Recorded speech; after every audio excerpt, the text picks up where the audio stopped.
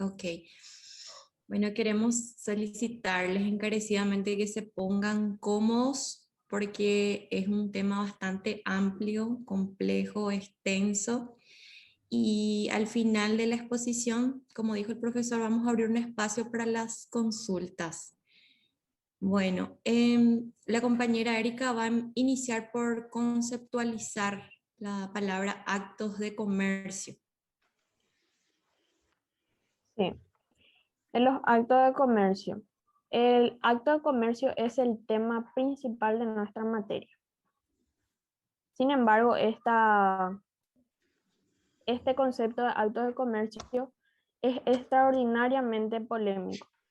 Entonces, para abordar con más precisión el examen de su concepto, es necesario señalar previamente a grandes rasgos el sistema objetivo y el sistema subjetivo. El sistema objetivo se encarga, lo que importa es el acto en sí. Y el sistema subjetivo importa el sujeto, quien actúa. Algunas de los caracteres del acto de comercio son que es el contenido principal del derecho mercantil dentro del derecho objetivo. También es el elemento determinante del, del comerciante profesional dentro del derecho objetivo y subjetivo. Y permite determinar el sujeto comerciante o empresario. De acuerdo al concepto, es necesario señalar a Echeverry, que observa que el acto de comercio no es un acto natural previo a la ley reconocible fuera de ella, sino que es una categoría legal que ha sido estructurada a merced al devenir histórico y a las necesidades de cada momento. Es decir, que de acuerdo al tiempo, la ley es comercio, o sea, estipuló los actos de comercio, cuáles son los actos de comercio y cuáles no son.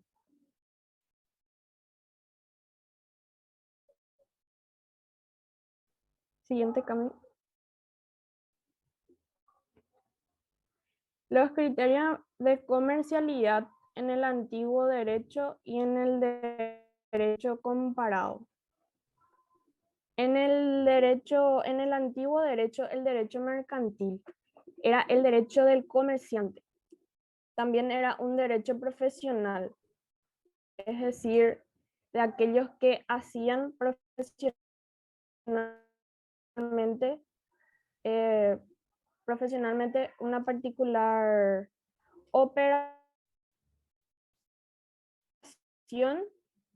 de las mercaderías, respecto a las mercaderías. También los comerciantes gozaban de un doble privilegio, que es el de la jurisdicción y de derecho. De jurisdicción porque sus contiendas estaban sujetas a la jurisdicción del cónsul. Y de derecho porque esas reglas aplicadas a las contiendas provenían del uso, de acuerdo a los quehaceres del comerciante y en sus necesidades en la vida misma del comercio. Estas reglas del derecho eran, eran de carácter profesional. Ahora vemos que estamos frente a dos sistemas, que es el subjetivo, como ya había dicho, y es el objetivo. El objetivo atiende al sujeto, que es el derecho profesional de los comerciantes, y el derecho subjetivo, que atiende al objeto. Regula el acto de comercio. Todavía no voy a pasar conmigo.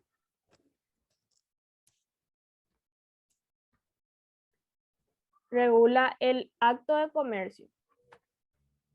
Pero sin embargo, estos dos sistemas no son puros dentro del derecho mercantil, ya que tanto el sistema subjetivo como el sistema objetivo se aplica a diferentes circunstancias. El objetivo para algunas circunstancias y el subjetivo para otras circunstancias.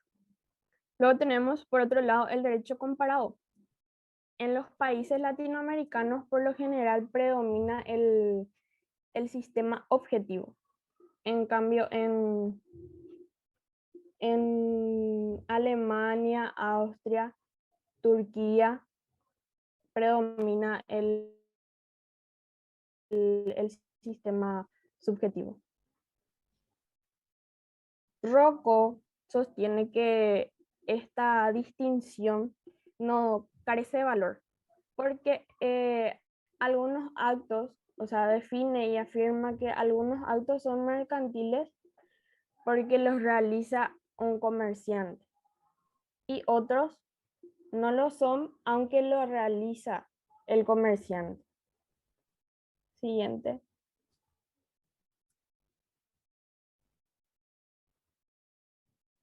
La formación de un derecho profesional en los sistemas unitarios.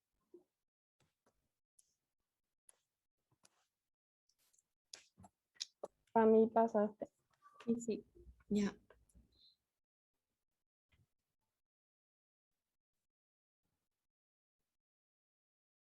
La formación de un derecho profesional en los sistemas unitarios.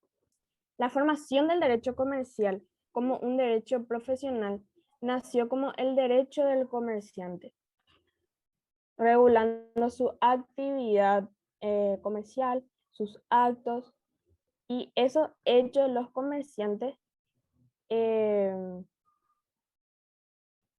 estaban sujetos al derecho comercial.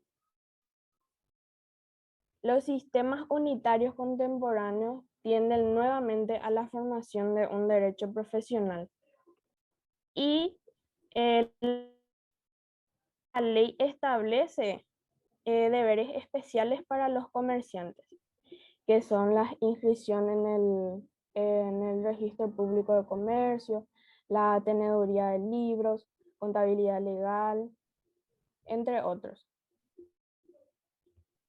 En los sistemas la tendencia de limitar el contenido del derecho mercantil a la reglamentación del comercio profesional, al estatuto del comerciante y nuevamente retomando así el antiguo cauce del derecho mercantil. Siguiente.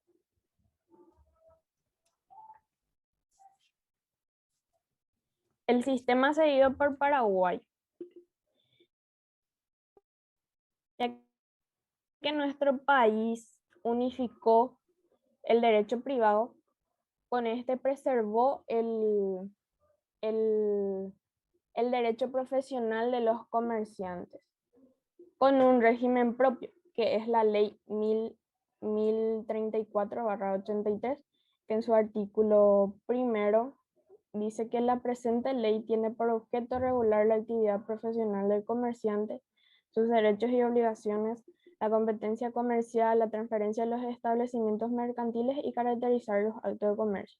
En su artículo segundo, a falta de normas especiales de esta ley, se aplicarán las disposiciones del Código Civil.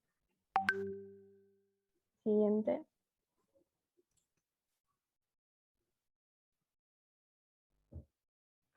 Las manifestaciones del concepto subjetivo. Se manifiesta con el acto aislado de comercio o accidental y acto de comercio profesional. El acto aislado es aquel que es accidental y no necesita la identificación, matriculación y registro de comerciante para ser ejercido. Por ejemplo, la venta de un vehículo.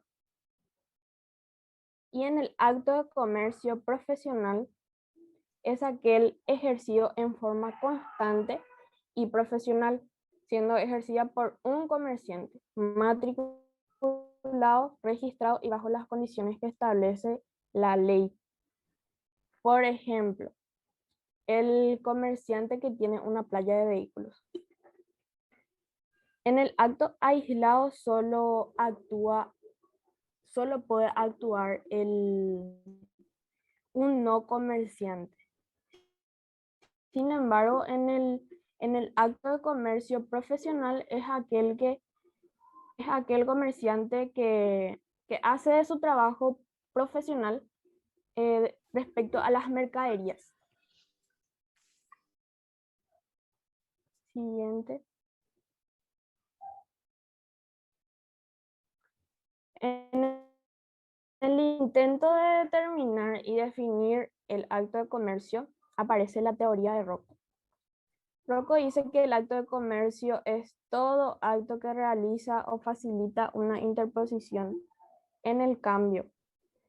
Da como característica principal el acto de comercio la interposición en el cambio.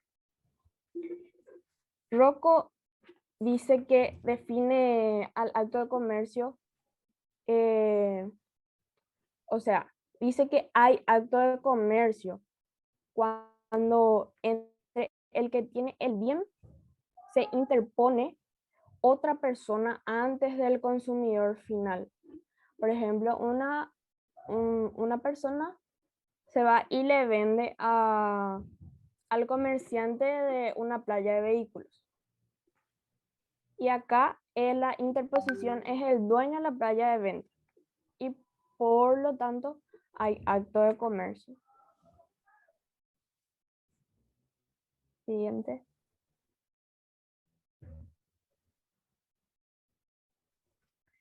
Para saber de Rocco, Rocco es un jurista italiano.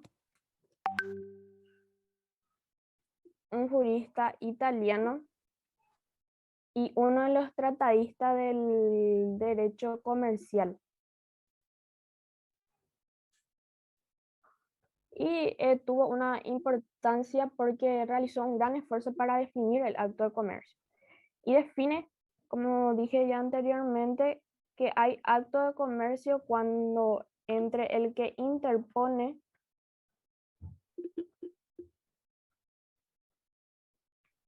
un ratito.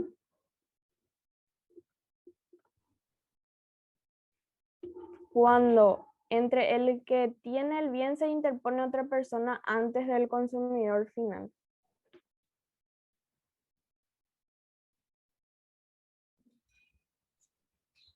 Bueno, ahora yo les voy a estar hablando y explicando acerca de la clasificación de los actos de comercio. Veamos primero esta clasificación que se titula Actos de comercio en razón del intento especulativo del sujeto. Bueno, esta clasificación tiene el criterio, esta clasificación se refiere al criterio que utiliza la persona para realizar un acto. Es decir, por ejemplo, si una persona tiene el objetivo de lucrar en el acto o si no lo tiene. En el primer punto, donde una persona tiene el objetivo de lucrar, podemos poner como ejemplo un contrato de compra-venta de cualquier producto. Y en el segundo punto, que es cuando una persona en realidad no tiene como fin principal lucrar, podemos poner como ejemplo un contrato de mandato comercial. La segunda clasificación son los actos de comercio en razón de la forma especial del ejercicio. Esta clasificación se refiere a que, bueno, si nosotros nos ponemos a analizar el sistema jurídico de nuestro país, vamos a ver que hay dos formas especiales de realizar el acto de comercio, que son: el primero es la empresa individual de responsabilidad limitada. Y el segundo serían las sociedades. La empresa individual de responsabilidad limitada permite a una sola persona ser la titular o el titular de una empresa. Y esto ya se había implementado en el año 1983 cuando se inició la ley del comerciante.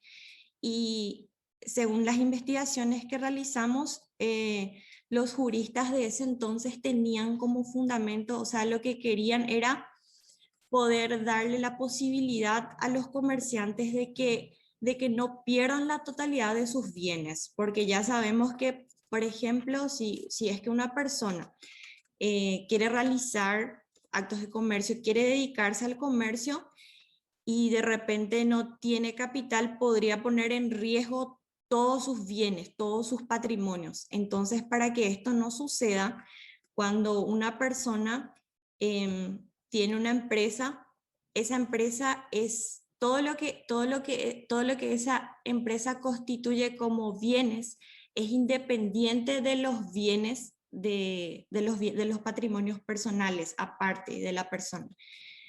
Entonces, eso es la empresa individual de responsabilidad limitada y esto está regulado en la ley del comerciante. Y las sociedades ya sabemos que son personas jurídicas o de existencia ficticia que, que tienen, que son creadas a base de la legislación, a base de la ley. La siguiente clasificación son los actos... Permiso, Camila. Sí, adelante, profesor. Solamente para dejar, para dar un poco de luz a tu explicación. Sí. Cuando se forma una empresa, si bien dijo Camila, es la misma cosa de darle vida a una empresa. ¿Cómo se le da vida? Documentando a la empresa. ¿Cómo se va a documentar? ¿A través de qué documento empieza a crearse, a darle vida a una empresa? Documentos A través legales. de documentos legales. ¿Cómo se llaman esos documentos legales? Se empieza a constituir, se constituye la empresa, se estipula quiénes son los accionistas, quiénes van a ser miembros del directorio, se constituye, se puede identificar quién es el administrador de la empresa. Luego se arma lo que significa y lo que dijo el compañero, los estatutos. Sí. Las reglas que va a seguir la empresa, cómo se va a dirigir la empresa, a qué se va a dedicar la empresa. Luego se le empieza a dar patrimonio, inmueble, rodado, edificio, útiles y efectivo. El efectivo son el aporte que dan independientemente cada uno de los accionistas. Ejemplo. Estamos entre 5. Camila, está Marcelo, está Erika, está Walter Felte y David González. Tenemos un capital de 1.000 millones de guaraníes. Solamente que Marcelo, por A o B motivo, pone 100 millones de guaraníes. David, que tiene un poder adquisitivo un poco mayor que nosotros, pone 300 millones de guaraníes.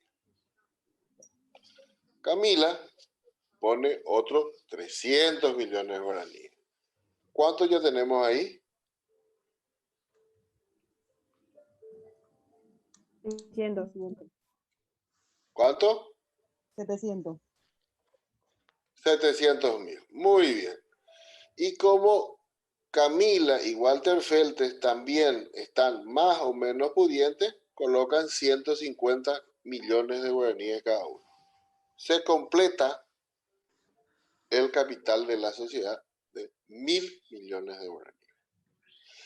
Pero ojo, ¿todos tienen el mismo capital? No. Aquellos que pusieron 300 millones de guaraníes van a tener un porcentaje mayor que Marcelo, Erika y Walter. ¿Para qué esa distinción? Porque cuando la empresa gana, el superávit de la empresa al cierre de un año comercial se subdivide de acuerdo al porcentaje aportado por sus accionistas. La misma cosa sucede cuando hay pérdida. Pero ¿por qué? Así como estuvo explicando la compañera, ¿por qué se aporta ese capital? Tema de examen. Porque de alguna u otra manera es una persona jurídica quien se le dio vida a través de su documento, a través de su reglamento, a través de su propio patrimonio. Propio patrimonio. ¿Qué significa? Que en caso de que esta empresa incurra en algún agravio a algún vecino o a otra empresa, va a responder hasta la totalidad de su patrimonio. ¿Se entiende ahora?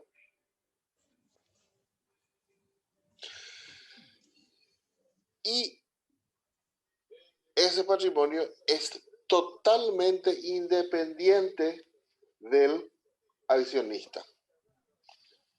Pero ojo, en caso de que el accionista cometa fraude, ¿cómo va a responder Camila?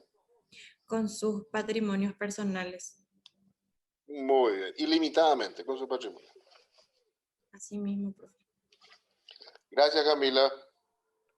Bueno, seguimos con actos objetivos de comercio en razón de un acto que aparece como principal. Estos actos son complementarios de otros actos de comercio principales, por así decirles.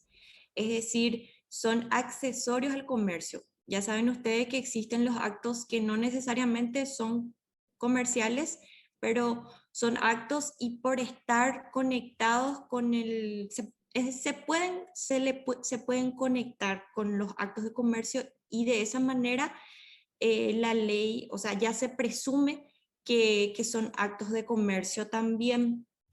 Por ejemplo, el mandato comercial en el que podemos darle poder a otra persona para realizar una transacción, por ejemplo. Después tenemos los actos subjetivos de comercio o conexos con la actividad comercial del comerciante. Estos son actos subjetivos de comercio que están conexos con la actividad comercial del comerciante.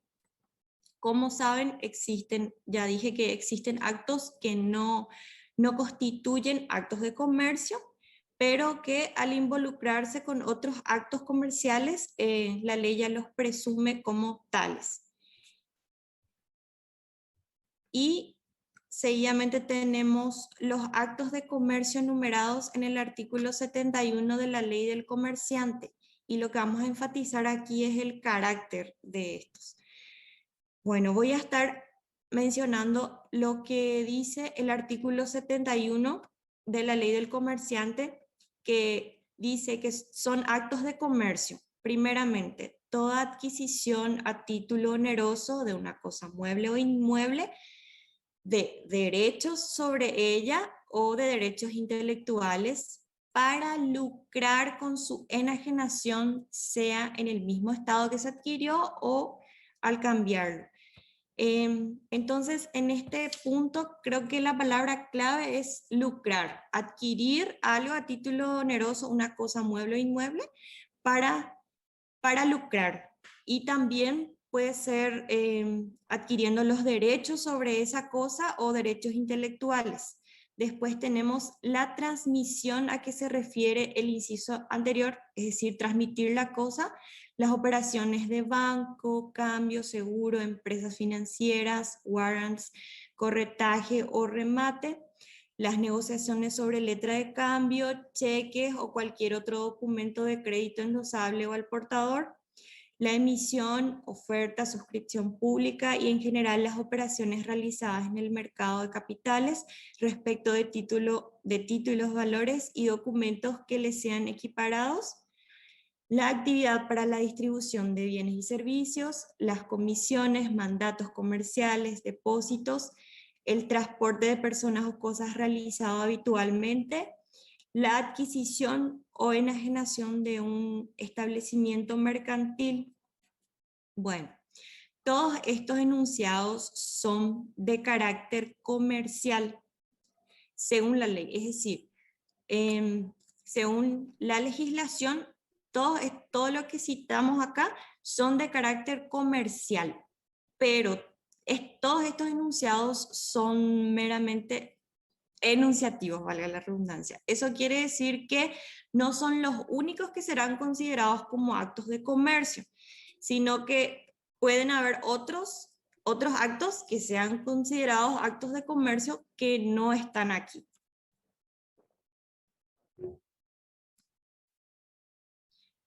No mencioné todo.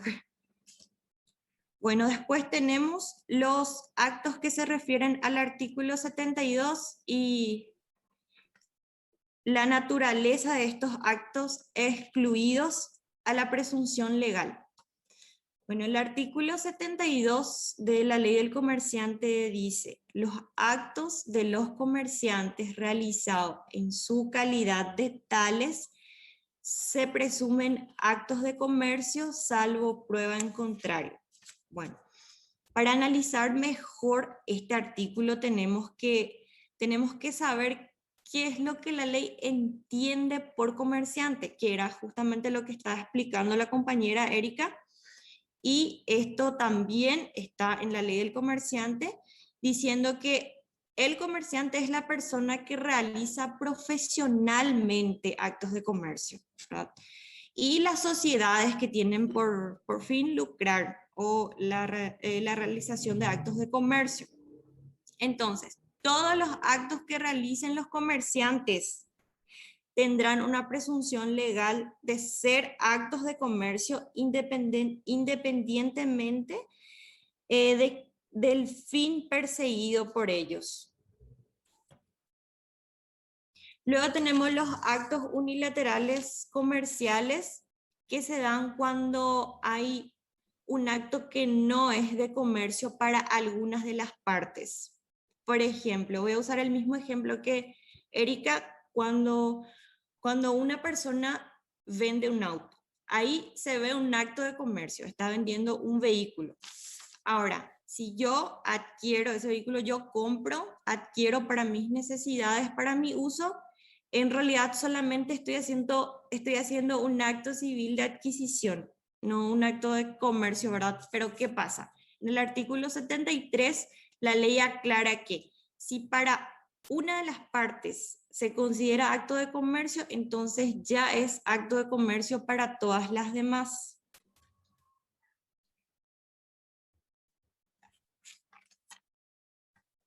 Le voy a pasar la palabra al compañero Marcelo, quien nos va a explicar acerca de la empresa.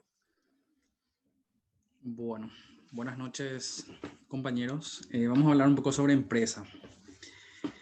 La empresa, si bien es cierto, tiene definiciones muy amplias y varios conceptos, hay varias teorías sobre lo que es la empresa, pero vamos a tratar de hacerlo fácil, ¿verdad? Bueno, en su libro, Jorge Escobar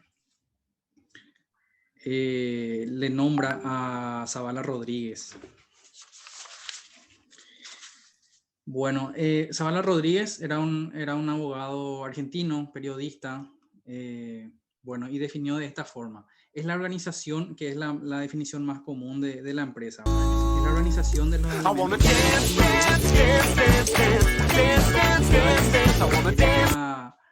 las materias primas, ¿verdad? Capital, que se refiere al dinero o a los bienes que tiene la empresa, ¿verdad? Y trabajo, al factor humano, ¿verdad? Y bueno, ¿para qué se organizan estos factores productivos? Justamente para producir utilidades o prestar servicios. Bueno, algunos conceptos más difundidos, ¿verdad? Vamos a nombrarle ahí a 3 autores. Camila, si podés avanzar, por favor. Bueno, José Alberto Garrone. José Alberto Garrone nos dice que es la organización de un conjunto de elementos humanos y materiales de producción. Bueno,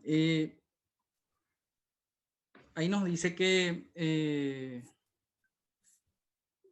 junta o sea, que es una organización de elementos humanos y materiales de producción.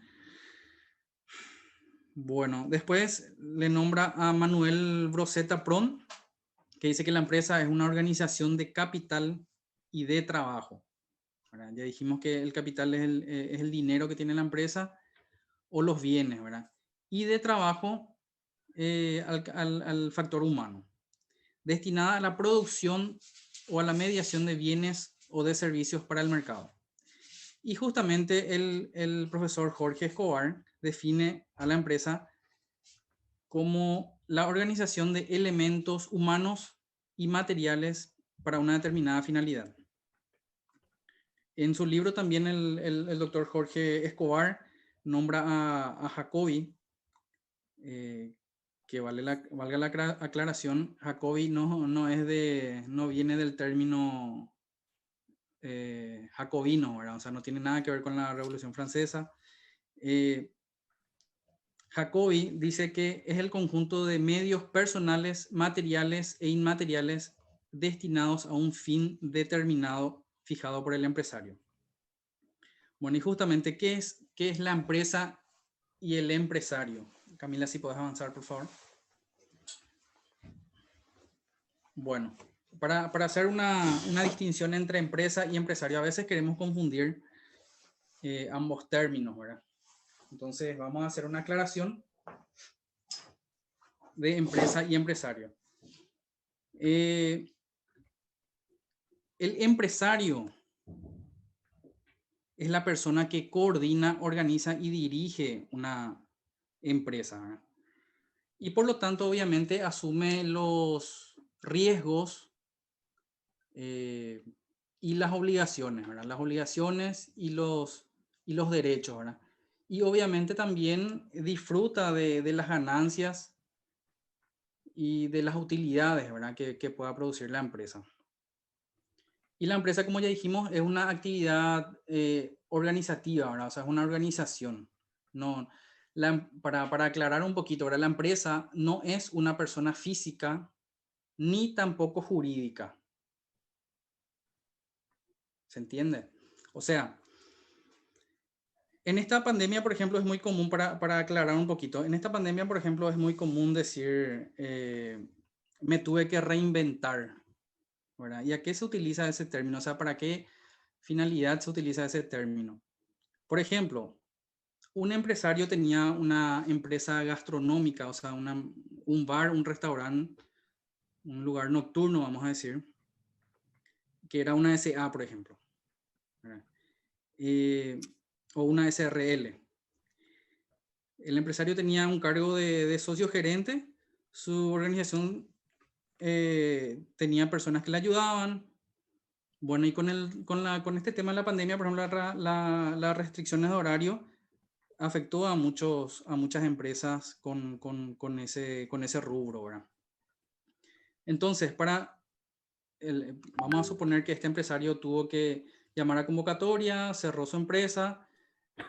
Para seguir adelante, él tuvo que emprender algo nuevo, ya como particular.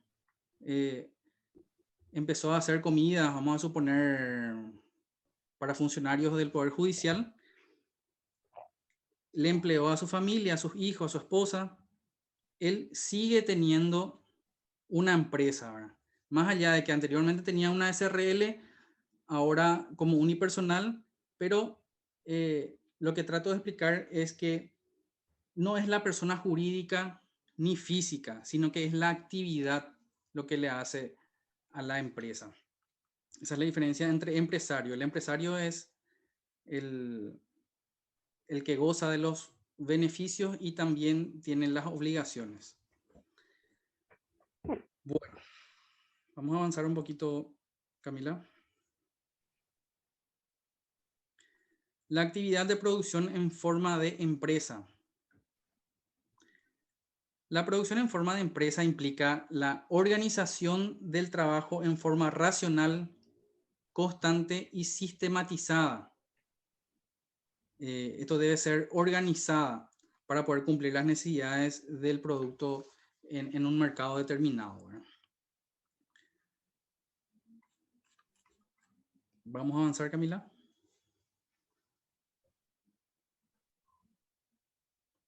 La empresa desde el punto de vista jurídico.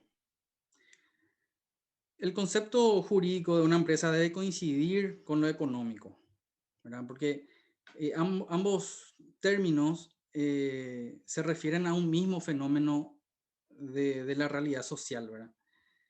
Desde el punto de vista jurídico podemos poner un acento encima de uno de sus elementos, ¿verdad?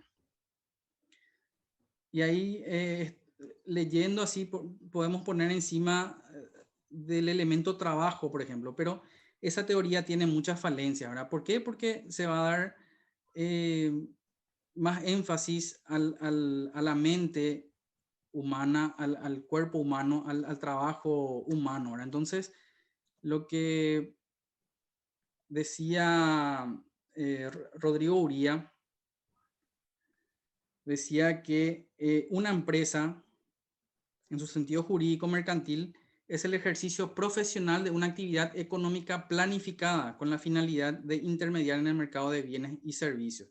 Entonces, podemos decir que debemos fijar nuestro centro, ese acento del que le estaba hablando, en la contribución de la actividad humana. O sea que en el empresario, en los jefes, en los obreros, o sea, en los empleados, para poder darle ese sentido jurídico. Avanzamos, Camila. La empresa y el ejercicio profesional. Para que pueda haber un ejercicio profesional en la empresa, debemos plantearnos dos exigencias. Uno, que debe poseer una estructura jurídica, una estructura técnico-jurídica, para que pueda ser apta para desarrollar sistemáticamente hasta la ejecución del fin propuesto. Y el ejercicio efectivo de la actividad profesional. Permiso, Marcelo. Adelante, profesor. Al comienzo dijiste que la empresa no es una persona jurídica. Sí, porque es una teoría que se basa en el que la empresa es el conjunto de actividades de la organización.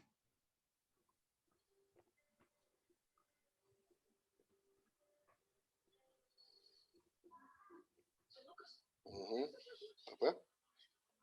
¿Y con esa estructura técnico-jurídica? ¿A qué te referís?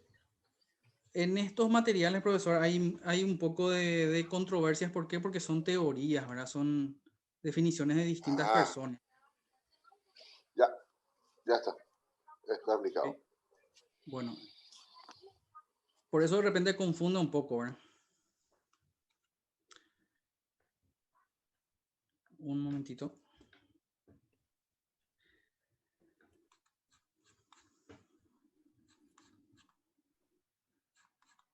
Bueno, el fondo de comercio. ¿Qué es el fondo de comercio? El fondo de comercio es todo lo que una empresa necesita para poder producir o para poder vender, ¿verdad? Esto pueden ser, por ejemplo, maquinarias, materias primas, instalaciones, el edificio en el que se encuentra la empresa. Es todo lo que, sin eso la actividad, la empresa no puede tener una actividad. A eso se refiere el fondo de comercio.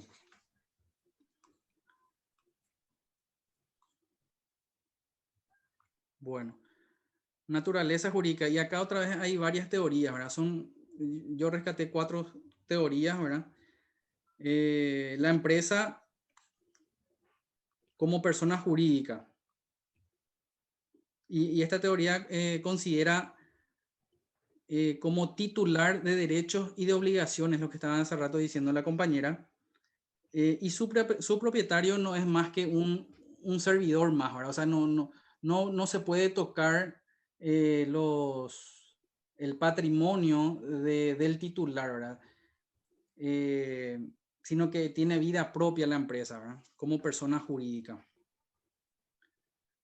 Luego, la empresa como patrimonio separado o de afectación, que es prácticamente lo mismo, ¿verdad? Tiene una finalidad propia, tiene una administración y es representada ante terceros por sus titulares, ¿verdad?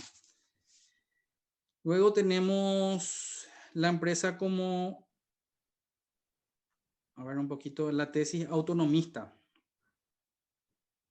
La tesis autonomista dice que no existe una empresa como unidad jurídica. Lo que sí existe es un conglomerado económico, no una unidad jurídica. Dice que sus elementos van juntos, ¿verdad? Sus elementos, el trabajo, el capital, todos van juntos, pero no es una unidad jurídica.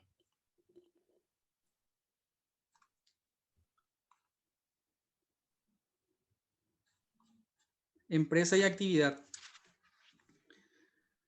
Bueno, no hay empresa sin actividad organizada, ¿verdad? Para que pueda ser una empresa profesional, tiene que haber una actividad organizada. Y esto consiste en la coordinación. ¿Puedes volver nomás todavía, Camila? Sí.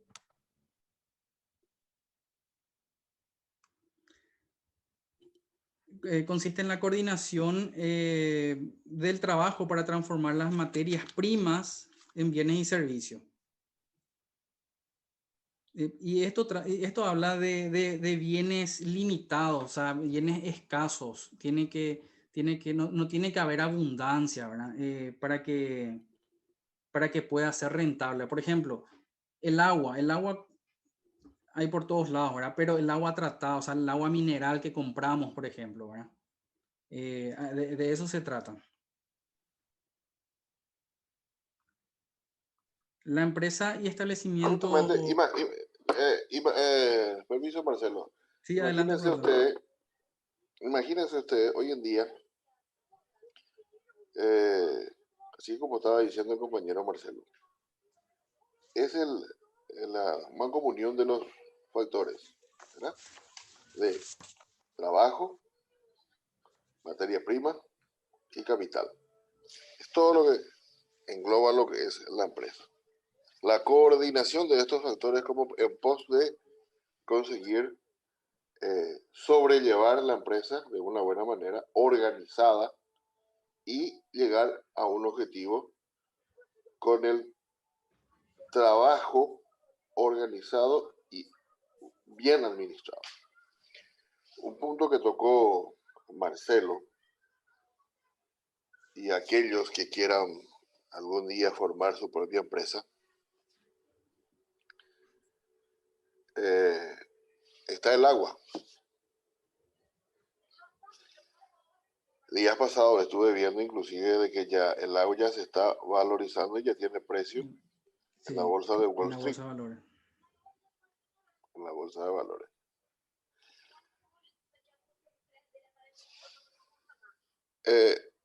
Cada uno tiene derecho de soñar con una empresa. Yo le lanzo la idea de que se podría armar una empresa con todos los documentos necesarios y montar la empresa, porque acuérdense que el Paraguay está bajo la tierra paraguaya, que existe la mayor reserva de agua dulce del mundo, que es el acuífero guaraní. Imagínense ustedes de que podamos nosotros o una empresa paraguaya de extraer ese vital líquido y exportar al exterior. Totalmente tratado, totalmente con todo lo de la ley, y enviar a Europa. Acá, porque tenemos en abundancia, una botellita de medio litro te cuesta 3.000, 2.500, 4.000 guaraníes. Allá te cuesta 3 a 5 euros. Imagínense usted enviar en cantidad. ¿Por qué? Uno, todos los ejecutivos tienen necesidad de ir tomando esa agua. Y si es agua nuestra, nuestro Producto Interno Bruto va a subir, hablando económicamente. Nuestra empresa va a tener renombre en el exterior. ¿Y cómo vamos a ser nosotros los accionistas de esa empresa? Hasta ahora no vamos a estar, cuando estamos, vamos a pensar de otra manera. Antiguamente, el boom del negocio era los neumáticos, que también continúa siendo. Imagínense ustedes, el día de mañana, contar con una empresa que pueda exportar eso. Seríamos un Carlos Slim, dueño de una de las telefonías acá. Imagínense ustedes, yo le lanzo la idea. Es una idea que siempre estoy teniendo en mente, la creación de una empresa, pero no solamente con la de abastecer al Paraguay, sino llevar un poco más de nuestras fronteras, hacer conocer, pero con toda la de la ley. Por eso es de que yo siempre digo de que el Paraguay es igual que un gato, tiene más de 7 vidas. Imagínense ustedes, con todo lo que tenemos de malo, ya hablando de forma política, ya hablando las falencias que tiene nuestro país. Y agarrar, emprender seriamente, formando una empresa seria, con todas las documentaciones, y enviamos y abastecemos a una parte del exterior. Nuestro salario no vamos a estar contando en guaraníes, señores. Vamos a estar contando en dólares. Pero eso sí, hay que ser un poco loco, pero visionario. Hoy estamos en una pandemia, estamos encarcelados, no podemos salir, no podemos socializar, nos estresamos, nos deprimimos, lloramos, perdemos nuestro trabajo. Y me van a decir ustedes, pero la pinta, profesor, yo perdí mi trabajo, no sé qué hacer, mi familia tiene que comer, mis hijos tienen que ir al colegio. No anteponer las dificultades, sino ir atravesando esa tormenta despacito pero continuado, sin decaer,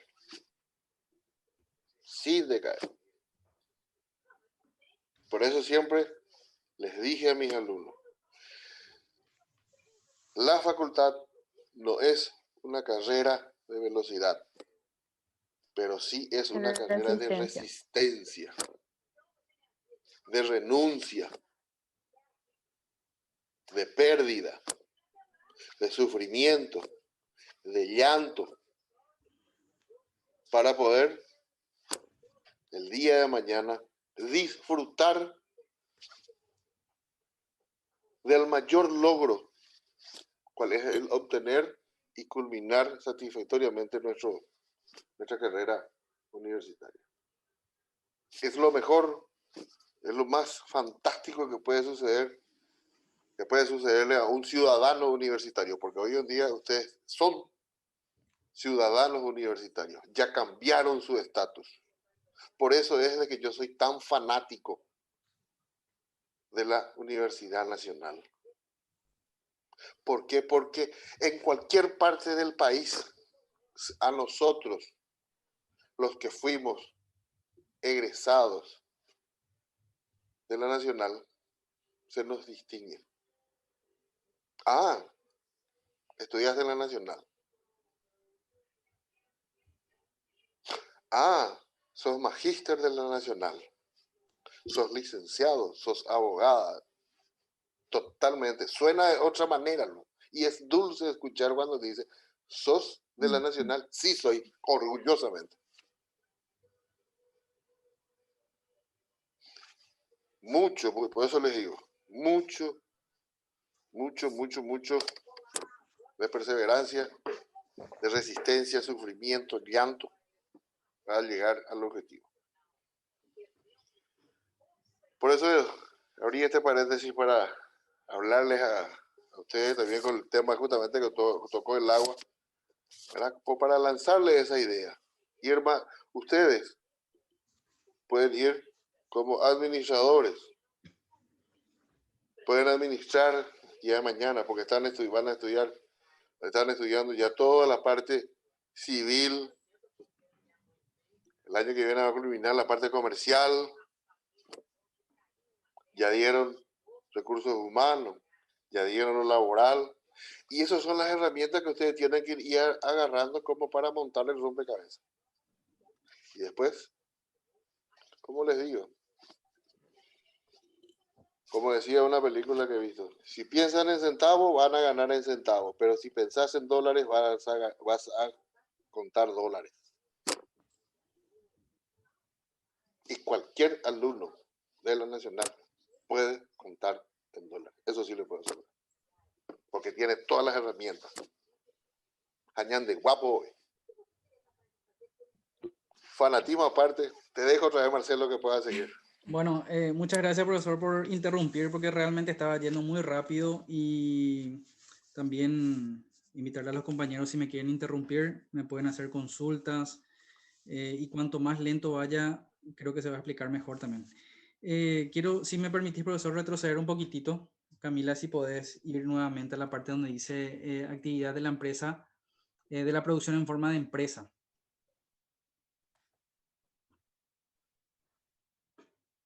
Hay una parte donde comparaba la empresa y el artesano. Estoy retrocediendo. Parece que se descompuso mi botoncito, por eso nomás estoy pasando de esta manera. Okay. Ahí ya voy a llegar. Ahí está. Ahí, ¿verdad? Bueno, ¿por qué hace esta distinción empresa y artesano, ¿verdad? Anteriormente todo se manejaba como, o sea, en forma artesanal, ¿verdad? Se hacía a manos, las remeras, las ropas, todo se hacía a mano, las pelotas, qué sé yo, ¿verdad? Y después de la revolución industrial empezó a funcionar la empresa, o sea, la producción en forma sistemática, ¿verdad? Y hoy en día, por ejemplo, se cierran contratos con clubes de fútbol o clubes deportivos con marcas como Nike, Adidas, y le dicen, bueno, vamos a cerrar contratos y en un mes me tenés que producir 700.000 remeras, por decir, ¿verdad? O algo así, ¿verdad? Entonces, actualmente la actividad de producción en forma de empresa se refiere a eso, ¿verdad? De una forma racional, sistemática y organizada, ¿verdad? Ya no es la forma artesanal que antes se hacía, por eso puse esa diferencia ahí entre empresa y artesano, ¿verdad? Para explicar bien este punto. ¿Podés avanzar, Camila? Un ejemplo que podemos dar también entre artesano y la empresa es que el artesano crea por única y sola vez una sola cosa, sí, mientras que la empresa hace en batería, como se dice. Ya tiene un estándar y eso copia y hace miles, mientras que el artesano hace solamente uno. Ya. Otro punto también que quería aclarar, donde dice empresa y ejercicio profesional.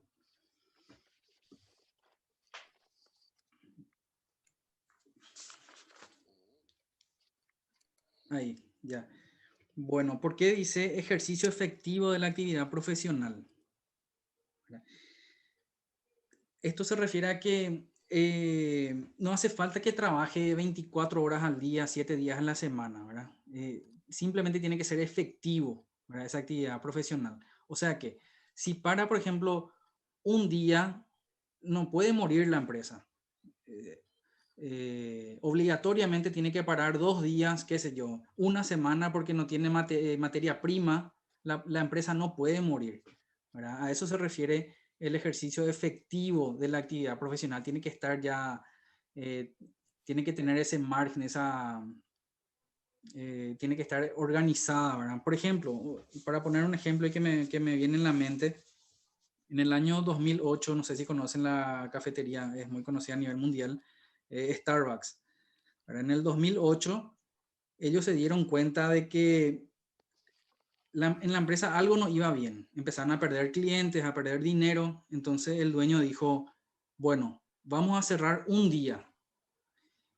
Y sus socios le dijeron, no, un día, cerrar un día equivale a 10 millones de dólares. No, no podemos porque tenían 8.000 establecimientos en todo el mundo en el 2008. Y dijeron, no podemos cerrar. Y tenían 6.000 franquicias, más aparte de los 8.000.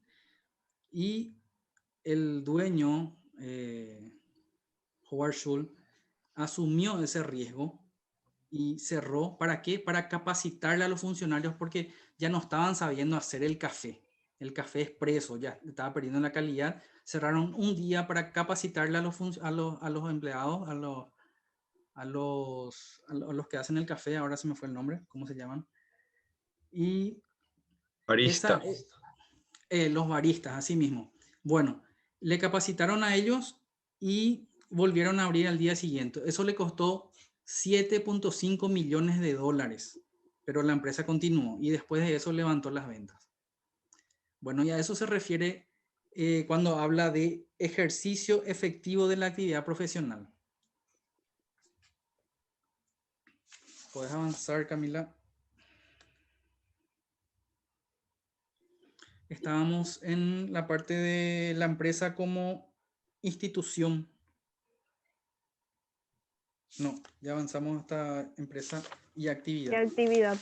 Sí, así mismo. Estamos en empresa y actividad y ahora corresponde el siguiente, que es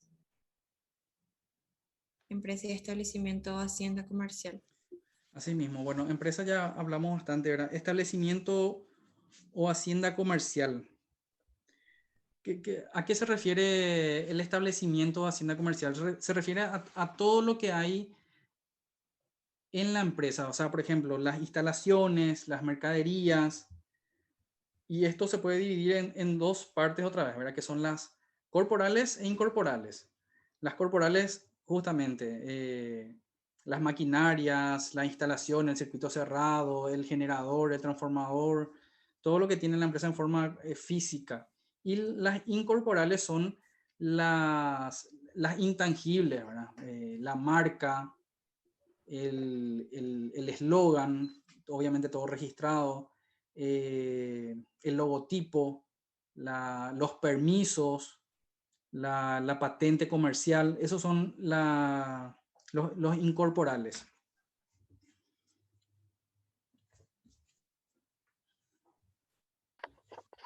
Y creo que hasta ahí llegamos. Sí, así mismo. Perfecto. Bueno. ¿Alguna pregunta para el grupo?